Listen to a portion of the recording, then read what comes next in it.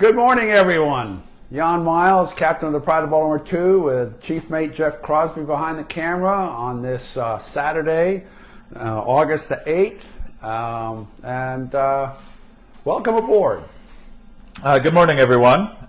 This morning we're going to be continuing our series that I have been calling Jan in Command, going through Captain Miles's commands through his career. But before we dive into that, we had a tropical storm Essex, come up the coast. How did it affect us, Captain Miles? Pride of Baltimore was almost unaffected. This is our winter berth, and we've seen a lot of weather here for our winter.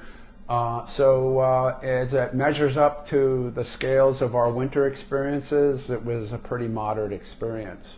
In wintertime, when the boat's laid up with a winter cover on it, we've had some pretty significant adjustments to make to the winter cover to withstand some of the strength of the gusts that come at the wintertime.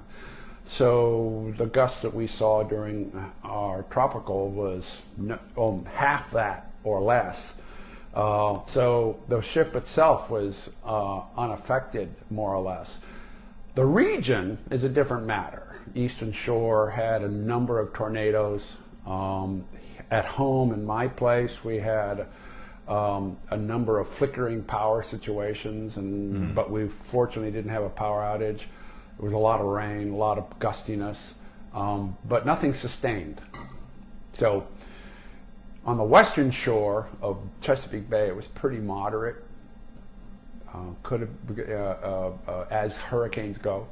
Yeah. And and for the boat, not particularly strong as wintertime gales go. Yeah. No, it was mostly a lot of wet. I was here down at the ship during the time that Essex was passing through, and luckily I had some places to go to not be standing out in the rain, but not a lot of wind, a lot of wet. I just want to thank everyone again who tuned in last week, and thank those who donated. We ended up getting a little over $2,700 in donations. So just once again, thank you guys so much for those donations. It really, really helps a lot. So Captain Miles, kind of a little bit of a brief recap. We went over the vessels that you were early commands of.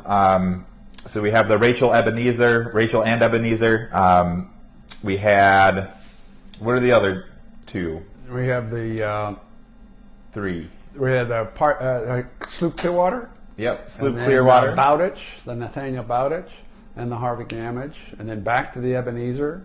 And then over to the Pride of Baltimore. Over to the Pride of Baltimore. So you did your first stint with the Pride of Baltimore, and then you went on to the schooner When and If. Yeah, and that was sort of a return to alma mater almost, because the When and If and the schooner Brilliant are very similar. Sure. What design is schooner When and If? When and If is a jib-headed mainsail schooner, gaff foresail, designed by Alden. Alden, yes, there we go, sorry.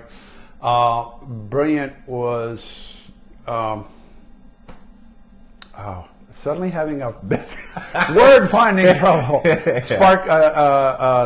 Owen Stevens, and there's almost 10 years between them. So Brilliant was 1932, When and If was 1939.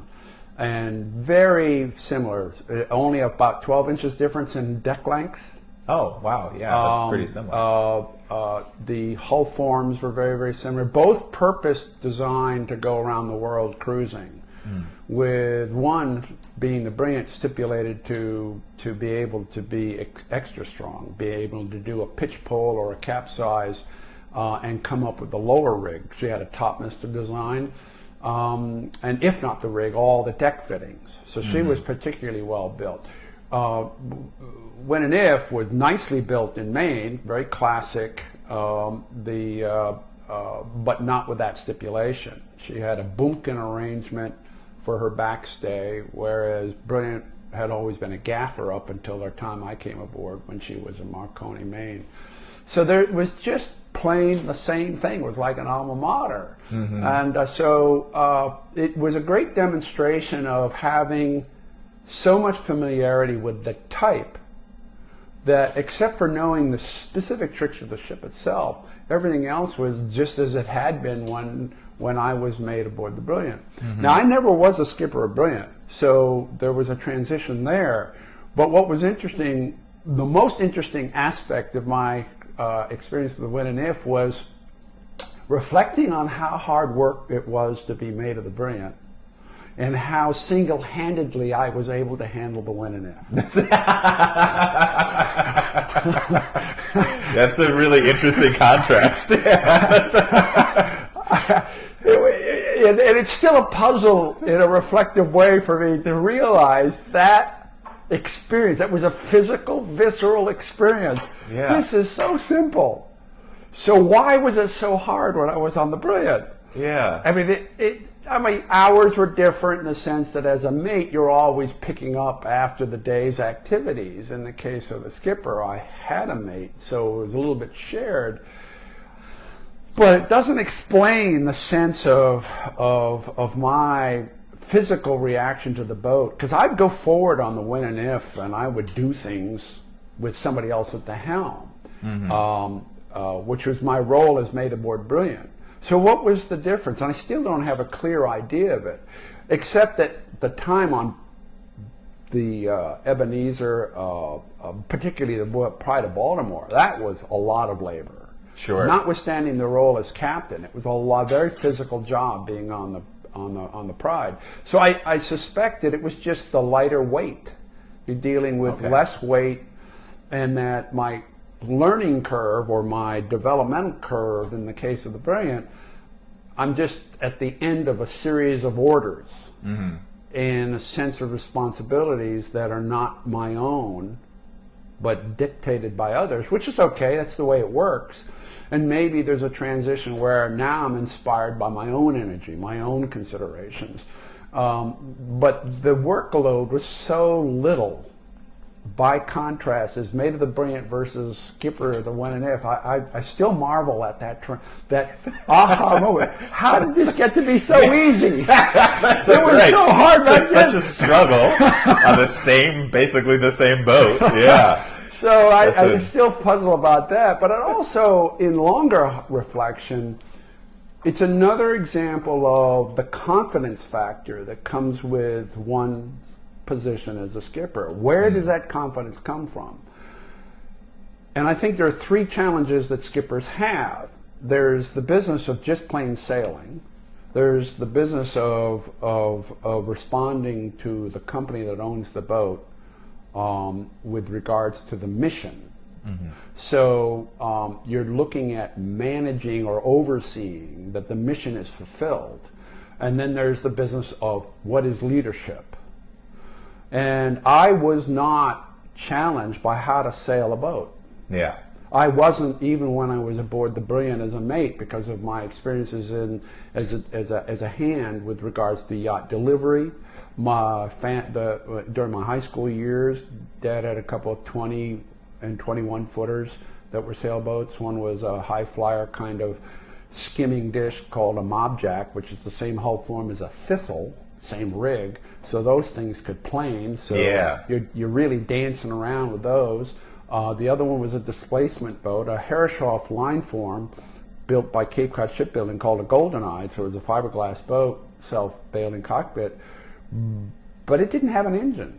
Neither of these two had engines. So you did a lot of planning on the basis of sailing through a creek out into the bay and back again, going for overnight cruises on the thing. So, and then of course a lot of planning or a lot of figuring out that you didn't plan so well. Right, and exactly, and then there's the delivery work is similar. It's you generally have an engine to work with, but you've got to deal with the fact that sometimes you're dealing with whether the engine won't cope with. Yeah. So this whole process of watching others make decisions and getting involved with that process, because they do watch change in the delivery business. You only have 2 people on a boat, maybe 3. Depending upon the size of the boat. So you're on your own with the watch. I mean, the captain set the stage and then you just follow through, and you know when to call, you know how to assess things, you learn how to assess things, because you get an earful from the captain if you don't, because they're realizing you didn't know there was this opportunity. They didn't explain it, but you didn't see it, so they get into that whole the whole thing. So when I get to the when and if, it's not only familiarity, it's also backed by the fact that I've been sailing these vessels out of Mystic Seaport that had no engines. Spent a lot of time doing that kind of work, narrow rivers, timing it, because you just don't fight the weather. You always worked with the weather. Yeah. And so sometimes you just didn't go. And so the when and if was a juvenile. The thing that I had to figure out there was the business of the mission. Sure. Yeah. As a leadership thing, it was pretty simple. It was just 2 of us on the boat. So that didn't have a lot of dynamic, not like it was on the on the Pride, when we were so challenged going into the Great Lakes that I wasn't taking into account the drain down that was going on with the crew. And I wasn't thinking through as well as I should have about how to balance that. And they gave me that second chance that I referred to in the last talk about it.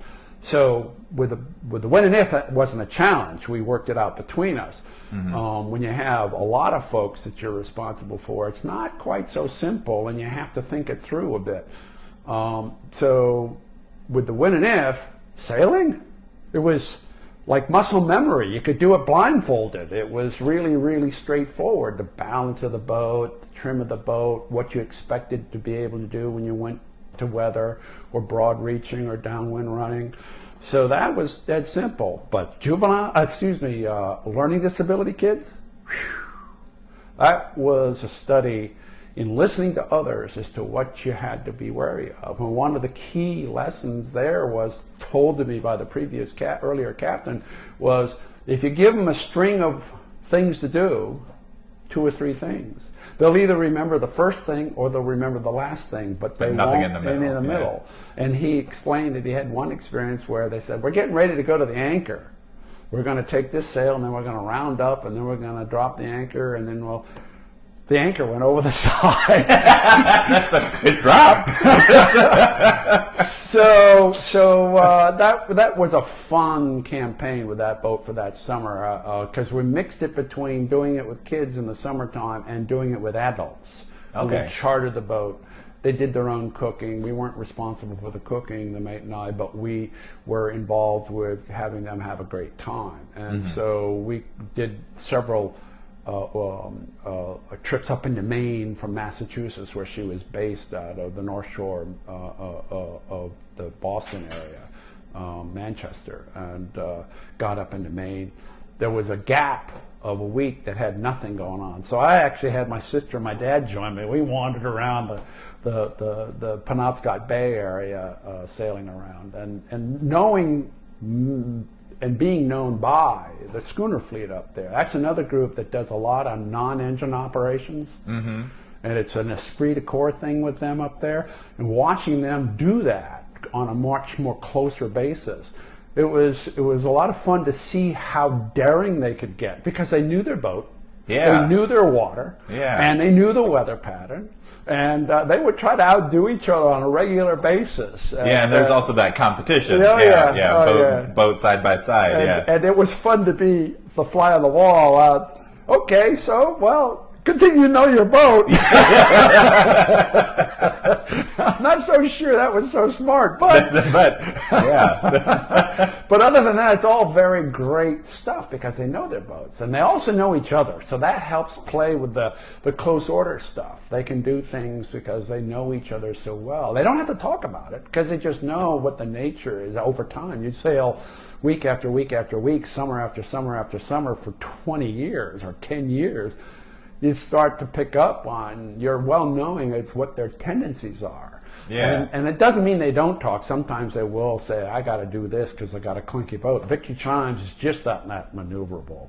So, you call ahead with Victory Chimes and say, hey, this is what I need to be able to do. Can you sort of be respectful of that? Can you accept that? And, I'll dodge out of the way and that sort of thing, because she's more barge than she is nimble sailor. So, but capable of sailing for the 100+ years that she's been around. She can sail So yeah, it was fun. That summer with the When and If was a blast. Yeah. Kind of going back to you understanding sailing, when you were at Mystic on Schooner Brilliant, you had access to a 30-foot hair shaft? Yeah, so the museum takes donations that sometimes are the type that are halfway between a collection thing because of its history and not quite reaching that point. So therefore the criticality of its preservation, or maybe it's a duplicate of something they already have. And sometimes a donor will say, we want it to continue to be used. And so the museum has to play this dance with politics, with relationship building and preservation against the cost of care and where are they going to put it. And in this case, it was a fully found boat, a 1907 Herreshoff called Louise. It was a classic of the day fin killer. So much like a canoe in a sense of our days of hulls today with a fin on it, the difference today would be that there'd be a separated rudder. In those days, the rudder was hung off the back side of the keel, so it was quite far forward. Louise changed her name wound up with a name change to Kitty Wake. That's how she came to the museum. And she was gone from a gaff rig sloop to a fractional rig sloop, and had been racing a lot in off soundings races. But when the museum said, it's supposed to be for the staff to use, I put my hand up in the air right away. Yeah. And there was very little resistance for me doing it. There was quite a lot of systematic, how do we screen people? Because this boat did not have an engine. It's 30 feet long, a cuddy cabin. A self-draining cockpit with cabin and a head. And it was up a river. And it was up a 3-mile river, up the Mystic River. So, and you couldn't really sail her well up that far the river except in very fair and wind direction fair basis. She spun on a dime, so turning her wasn't a problem. It's just that there just wasn't a lot of room. The river has a very shallow shelf bank to it, so it's just a channel that you're working in. So anyway, I got a chance to do it, and so for about 3 years running, I think it might have been 4, every summer I got to do whatever I wanted with her because I had no competition to use the boat. Nobody wanted to sail her in and out of the river. Well, they had to do arrangements, like maybe arrange a tow down. And then there's two drawbridges. One's a drawbridge, one's a swing bridge because they're way away, and you'd work your way down. And I would tow a dinghy with me. I had access to another donation that they had for some time, a sort of a Whitehall-like dinghy about 10, 11, 12 feet long, 13 feet long. And I would tow that if I was needing that kind of thing. Sometimes I didn't take it. And so I would make a cooler, put it together, and I would disappear down the river and join friends who were sailing these types of boats as well. There was a friend of mine who had a Buzzards Bay 25, a Herreshoff, a very interesting boat. One of the sweethearts of all the boats. If I'd had money at the time, and if I had money today, I'd do that. And so we would go out to Block Island. That would be a weekend soiree. You'd leave on a Friday and get in after dark, and then you'd have your Saturday, and you'd come back Sunday afternoon. I'd have to go back to work Monday morning on the Schooner Brilliant, so it's 5 days doing that, then 2 days to 2.5 days doing the Kitty Wake. I took her on some longer trips, single-handed her over to the Essex River, over to Peconic Bay. Didn't go east much. It's a fight coming back. But most of the time it was just there doing sailing in close quarters of the Fisher's Island Sound, and chasing other boats just for the joy of chasing boats, and waving at each other. And then you had to get back up the river again. You had to get through the railway bridge, which was sometimes closed because it would have traffic, so you'd have to figure that out. And then the Route 1 bridge, which is in the town of Mystic. And so Again, my confidence in one area of the three areas I've listed was second nature, because I'd started out as a kid in small boats before high school, and then in high school years, Dad was retired and had these other two boats, and there was some motorboat stuff as well. We had a tonger, Chesapeake Bay tonger, that Dad bought for a while. That was a 40-footer, and you'd roar around in that 10, 12 knots. And, oh, cool. But you didn't turn very well. Yeah. So it was really, really long, but really, really long. Yeah.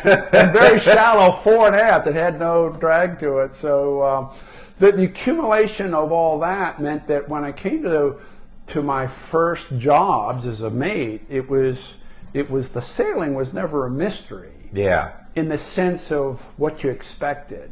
Now, making command decisions, that was a whole new world, and I was long waiting to get into it. I was 29 when I first started being a skipper, and I had all this background, been licensed since I was 18. So there was some comment about, why don't you want to take a command sooner than I actually did? And I just wasn't ready, and I don't know exactly why I felt I wasn't ready, but I wasn't ready. And I think in hindsight it proves that these three areas, you come in either being green in all three, or maybe one is a little bit more your natural fits in this situation that comes from your natural background. In my case, the business of sailing the boat was never a mystery. Yeah. The business of what the mission was could be a bit of a struggle. My first time with the Rachel and Ebenezer was the business, okay, what is wind jamming? Yeah. What is expected? Yeah, what do you want me to do? And while on the one level it was pretty obvious we're giving people a good time, but there are nuances. You got to manage the idea. Down in the Caribbean, it's about, the bar, and how does the bar work? Sure. And who does that? Again, hat wearing. The crew are sailing the boat and maintaining the boat and keeping people safe. They're supposed to run a bar as well. Right. And there's that sort of processing of how that works, because I'm not inventing it. I'm just learning what the patterns are. Yeah. And going with the patterns and then adjusting the patterns to the personalities of the vessel, the company, that sort of stuff. And you go, the relief work doesn't count, but then I get aboard Pride. That's a different kind of mission. You're not carrying passengers. Wildly You're about different, representing. So you sort of are down into the factory of running the boat until you arrive. Now, when you arrive, you can't just do the simple thing like motor in and tire up. I mean, right. I'm sorry. That's Who's interested in that? Yeah. You got a camera out there, it's a TV, you might have a helicopter up there, you got to put on a show. Well, that was easy peasy, that was great fun. I love to do that sort of stuff. I've been doing it for years in small boats without a camera, so now I get to show off. Yeah. Right? Look what I can do. Sometimes the crew would get grumpy because it was a hell of a lot of work, and you tack your way up into a narrow body of water with a boat that's as heavy as that is, the inefficiency factors. But they would get a kick out of it eventually too, because they'd be seeing it on TV, they'd be seeing themselves and the compliments and the compliments and the compliments. Yeah. But then when it comes to the business of what is the mission and what's expected, learning from the office, in the case of Pride, about being a spokesperson or being a host with a client that's having a party aboard the boat, dealing with the general public. Sometimes in those ports we'd have a line going nearly a half a mile waiting for the opening hour. Right. And they'd cluster. They wouldn't really be a line. So just be a mob. A mob. So how do you sort of like deal with the me first, no, me first, no, me first situation? And the crew were actually good at helping figure out what the best pattern was, and then closing down if there's still a line. Yeah. You put a pick, as you say in basketball, you put someone at the point they think that the gate's closing and I'm in a position that I think I'm going to reach the gate when the gate closes, closing time, and you tell everybody behind you that, okay, I'm part of the crew. And so these tricks you learn through the school of hard knocks some of the time. Sometimes, because Pride was new. This sort of business with her, new for her organization, new for the ship itself, in terms of all new crew and a captain who was new as well.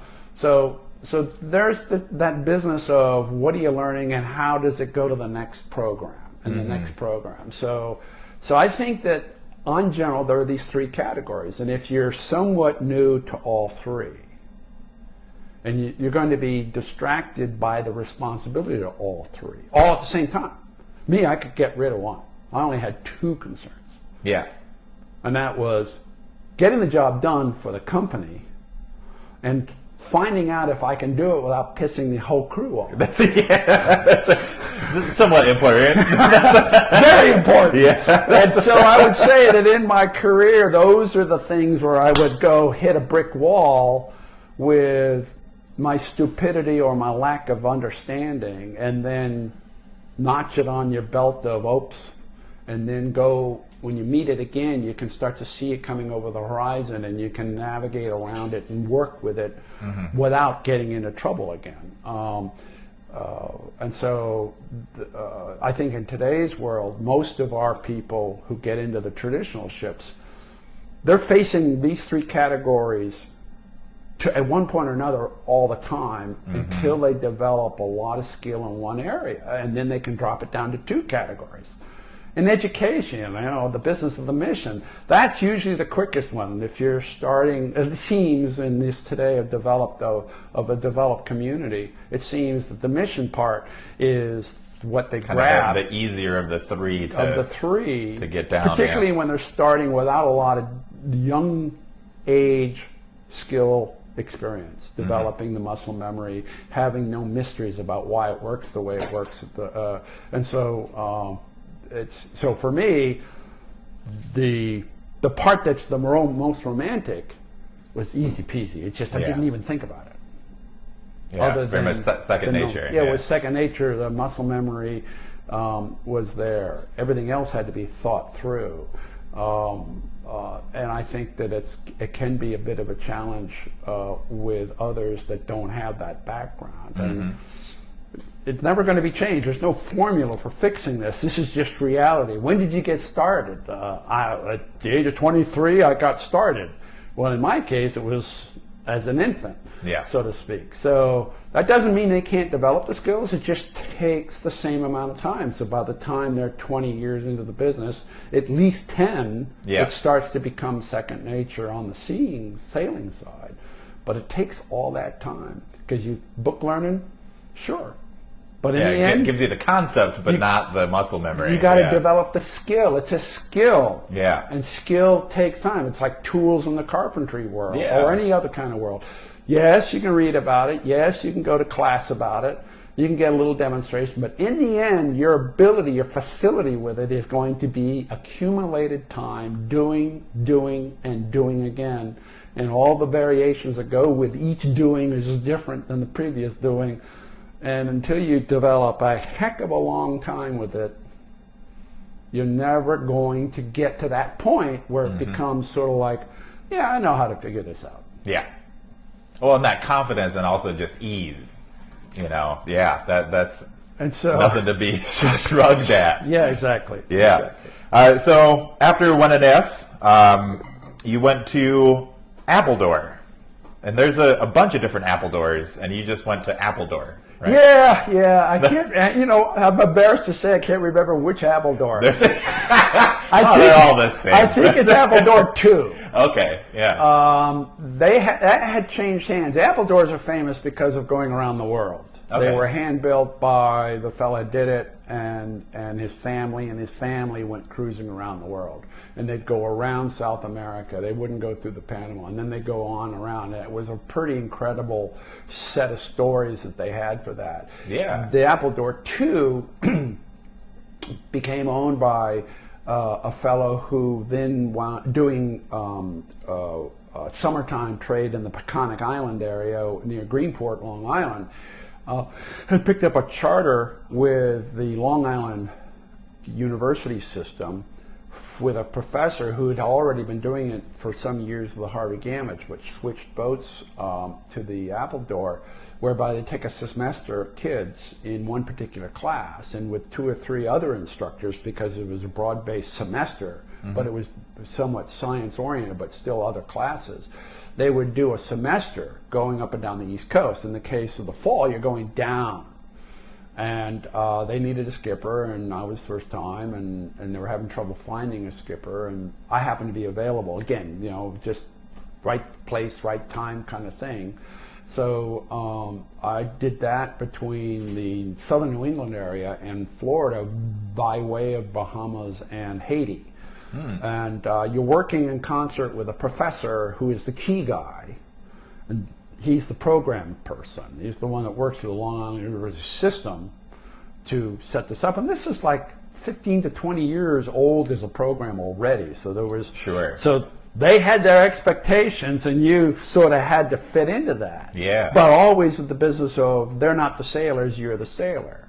So between the professional crew and the instructional professors and then the students, you work the boat and you work the program based on the weather, but they had these points, these boxes that they would check, and so there were certain destinations, and it was all a matter of squeezing it into this. So again, the sailing was simple, easy peasy. The professional crew, which are not many, I think there were 2 or 3 other people. I think we had 3 watch leaders, and the skipper didn't take a watch. So these are folks that knew me from previous sailings together on other vessels. Sure, which so helps. So we had it pretty knocked. And I think the cook was the one that we didn't know, that we all got to know each other because we were new together in that case.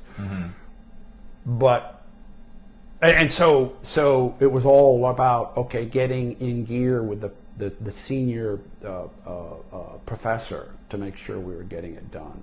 And there's always some kind of a problem that develops. And new to me, okay, it's students, it's this, it's that, or whatever. So you listen. Yeah. You listen, and you hold your ground when it comes to the business of the safety of the people, and that's everybody, and the business of the ship and its own. The ship is safe, everybody's safe, as a general rule. Yeah. So you know, that's the parallel leadership that was going on between the education mission and the operation mission, which is captain. It was a good relationship, but there were a couple of challenging moments, and because of their longevity, I mean, this guy's been doing it for 15, 20 years. This is, why aren't we having this happen? We got to sort this out. Yeah. And it would be, well, I didn't hire the person, you hired the person, so I'll work with you, but I'm not the person who's got the whole responsibility, because you took care of that while I took care of this. And so we have this situation, so let's you and I just sort of just figure this out. Yeah, we'll figure this out rather than do this. And so there's that business of relationship confidence building, and that's an exploration. That's you never know how to do that. It's going to be test and probe, not so much probe, but test and check, and it helps that I'd been sailing for a while and I had been recommended by those that he knew that sailed the boat. So in the end, it worked out really well, and he was really, really pleased with how it worked. But the day-to-day stress, which was usually none, just we're going to do this, and let's schedule it. A couple of times there was a couple of logistical important things that there was anxiety about, and trying to work through that anxiety. And then after that, I took some time off. About getting ready to go back to the first ride for the second half of the Pacific run that she was on. Sure. Well, kind of going back to something you mentioned there, standing your ground when it comes to the safety of the vessel, safety of the people. I can see that maybe sometimes that would get a little bit confusing to somebody, that you're then going to stand your ground on the rest of the mission.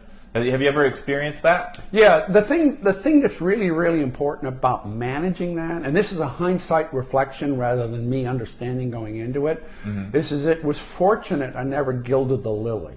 Now, what I mean by that is I didn't make these pronouncements on the basis of an unfounded basis. I didn't say my authority. I could make it clear that this was, make it clear to them, put it that way, make them understand what the rationale was, rather than me being subjectively choosing, I'm tired, I don't want to do that kind of rationale. So being consistent built the trust that then they had to listen. And I saw this with the first Pride a couple of times where they were doubtful of me and my rationale, and then over time began to see a pattern, and the pattern was never inflated in terms of the rationale. The rationale was always grounded, and that consistency stopped any of this guessing game going on about what's the motivation, what's really behind this, because this is an inconvenient pushback. We don't want to hear no. Yeah, we want this to happen. Yeah. And so I would always say we can't do that, but we can do this. So that was part of the pattern that I developed as a result of the pushback need, was how to make it not absolute, but an alternative. Always provide some kind of substitution that if it was a problem for them to absorb, that it was the way they envisioned it wasn't going to be that way, but still get to the goal. It's about getting to the goal.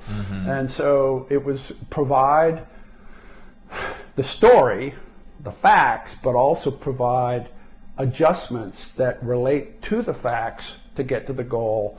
So you didn't have to say, well, we're done and done, we can't do that. You didn't put your foot down, absolute, and not going to do this. You develop that trust, then there's always going to be the chance, not always, occasionally there could be the chance that there is an absolute. I mean, look at a hurricane. Who's going to do what with a hurricane? Tie the thing up and hope you did it right. Yep, and then pick up the pieces after it goes through if you need to. So everybody can buy into that. And sometimes not everybody can, because, on the West Coast, we had a real problem getting into Eureka from San Francisco. Anybody who is a West Coaster knows that going north is a son of a gun on that coast, and a sailboat, or even a motorboat, because it's just that Pacific Northwester comes in, 10-foot seas and better, 20 knots and better, and it's almost all the time. It isn't, but it's almost all the time. Every time you want to go at a certain date, it slams you in the nose and you're trying to go north. So our efforts to get to Eureka were very, very problematic, and we wound up getting some help from the Coast Guard, not on a rescue basis, but on an assist, because of the local enthusiasm for the expectation of the arrival of the boat. We still arrived 2 days late. We managed to get in the weekend. We were going to get in there on a Wednesday. We got there on a Friday, and Saturday and Sunday we had the general public, and we were dealing with adjusting rigs and that sort of stuff to get ready for the next run up the coast all the way to the up into Juan de Fuca Straits. And so the communication at that time, trying to help the office help us, because we were trying to get them to understand that our trying was real trying.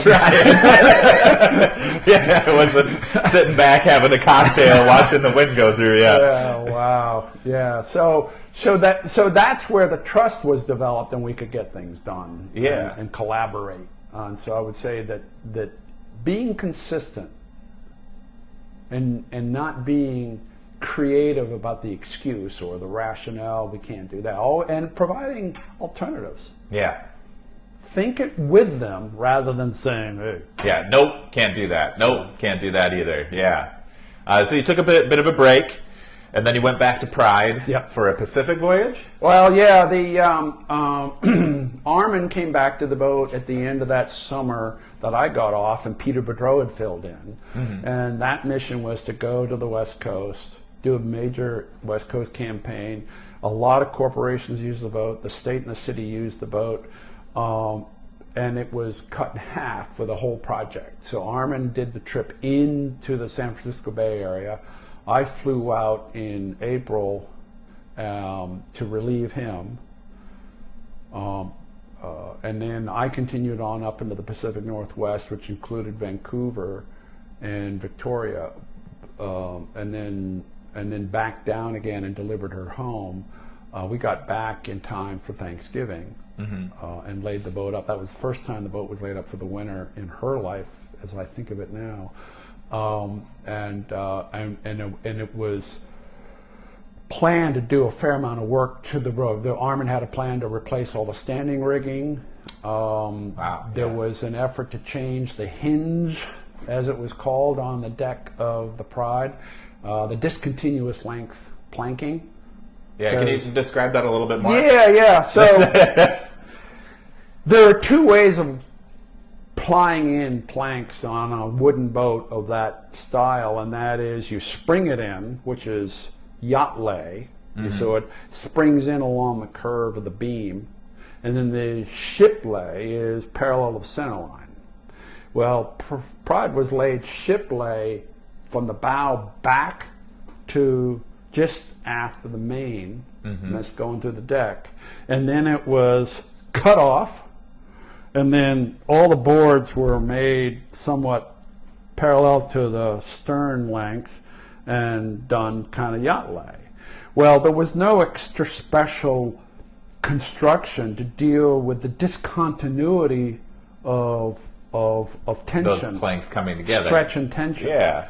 Now, with schooners of the New England variety, there's a step in the deck when that happens. Which creates and extra structure there. Yeah, so they take along the side the clamp and a bunch of other terminologies. They extend aft the deck, and then they build an overlap of the structure holding the raised deck, so that you get quite a bit of you get this resistance as well as the clamping. That means well, that didn't exist on the old boat. So hinge. So you're standing at the back of the boat, motor going at absolute flat calm, and one of these Bay-built motorboats, the dead risers would go by, leave behind a 1.5 foot wake, and would hit the bow real square, and you'd be doing this in the back of the boat. Oh, wild. So there was a plan to fix that, yeah, among other things. And I started the project. I did not end the project. There was concerns about how it was being managed. So I went away and I joined, not for a while. I got asked to go to a new project, old boat but new project, and it was juvenile delinquent rehabilitation. Not youth at risk guidance, but juvenile delinquent rehabilitation. So I get this call on the phone, and a lovely lady by the name of Mary Harper, representing an organization called Vision Quest, was starting a marine program. And they had gone through a number of experiments with captains and had not been very happy with the results, but they also didn't have a boat in those occasions. But now they'd actually bought a boat, and they were quickly looking for a captain, and they talked with what was then called the American Sail Training Association, Tall Ships America, to say, who do you recommend? And one of the names that got thrown out was me, because I guess they knew I was available. I don't know if it was the last man standing or the only man standing. Or what the scenario was. Whether or not, Young can do that, nobody else will. Nobody knows. Anyway, so after a long meeting process, I wound up being chosen for that. And we went down to Key West and took over ownership of the boat. We went aboard as the ownership of the boat was completed through the bank. And it was a year of learning what they do and how they do it, and them learning what the reality was of what they thought they were doing. Sure. Which was based on a number of their leaders being, development folks, having yachting experience, having cruising experience, but never being licensed in the professional world. And Okay, so sure. there was these ambitions and these visions, and then there was a U.S. Coast Guard certification reality. Yeah. By the way, Being the filter of that was, again, this business of consistency and creating. They were frustrated with the long need to have patience to learn this stuff. Mm-hmm. But there was also this business of ways to deal with it. And I didn't say we can't do that. I said we can do this way. And it was still a long conversation going on. And then, of course, their business of handling kids. Yeah. They want the captain to be the treatment master. Excuse me, I drive a boat. Well, they had this wonderful pattern of wagon trains. Yeah. And the Wagon Master, I think that's how they called it, was the treatment master also. And when it comes to juvenile delinquent rehabilitation, there's a lot written about it, but it's also sort of hands-on based. Sure. Process, and they had that skill way developed. So their model being transferred to the boat ran into this problem of a singular asset with federal regulations and the liabilities associated with that in a situation whereby the youth were also highly regulated. Mm-hmm. And so these two huge responsibilities could not merge the way they could with the wagon train because you didn't have drowning going on as a general risk. You didn't have lack of resources to deal with emergencies based on distance away from port. So you could abandon the wagons and the teepees and go find a school. Yeah. You could find a huge gym. I don't know what you did with the animals, but they weren't people. They weren't the youth. Right. So this business of understanding and my representation was not my liability, although it was not insignificant. It was the company liability to making a decision that the captain had a priority to be a treatment person and might have to leave the ship to go with treatment in that scenario, of relatively extreme scenario of needing to shelter the kids. Yeah. What do you do with the asset when it's a federally regulated thing? And so that first year was very challenging, very successful. It helped them realize some things that were brand new to them on the assumption of the development of the kids. The kids would go for a year to 2 years, maybe longer, and this program was as sort of the pre-graduate kind of last experience thing. Mm-hmm. And they uncovered some real stresses that they thought they had good kids, and they were good kids in the sense of going through all those other steps, but then there was something hidden. Sure. And the stress of being together, never having space, not like they could with a wagon train. Yeah. You know, 7 days a week. Yeah. Can't do that on a boat. Yeah. And then putting them out on the water, which is these people were not boaters themselves, and the kids in the sense of the youth as a general rule. So it was interesting collaboration, and I learned a lot about that world. Mm-hmm. I've never gone back to it. Sure. I learned a lot. That's not what I do. Not what I'm interested in, but I have a lot of respect for it. It's a challenge, a wild challenge. Oh my goodness. Yeah. Oh, that's really cool. We're coming up on the end of our time here. So we'll continue this series next week, starting with the Western Union and your time on the Western Union. So thank you guys for joining in on this Saturday morning. Hope to see you guys next Saturday as we continue talking about Jan in command. And Captain Miles, do you have any parting words for us? Stay diligent, everybody.